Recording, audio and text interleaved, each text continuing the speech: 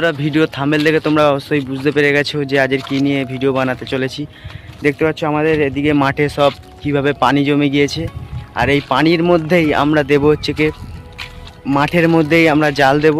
তো জালে কি কি মাছ পড়ে সেটা আমি তোমাদেরকে আজকে দেখাবো, তো তোমরা দেখতে থাকো। এখন আমরা যাচ্ছি জাল কিনতে, জালটা দোকান থেকে কিনে আনার পর ডাইরেক্ট তোমাদের কথা হচ্ছে। দোকান থেকে জালটা কিনে নিলাম ফাইনালি।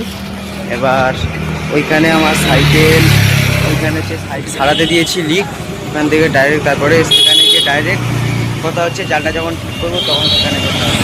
জালটাকে আমি এখন জাল পুরো রেডি করে নিয়ে চলে এসেছি আমাদের সমুদ্রের মাঠের সামনে। এই মাঠের মধ্যেই জালটা বসাবো, তো চলো জালটা বসাই, তারপরে কথা হচ্ছে। চলো, দেখতে পাচ্ছ আমি এখন মাঠে নেমে গিয়েছি।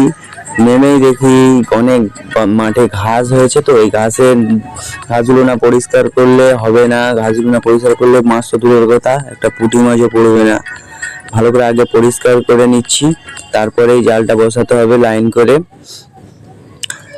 তারপরে জালটা বার করলাম, জালটা বার করেই বিছাতে যাব, তখন দেখি জালটা জড়িয়ে গেল।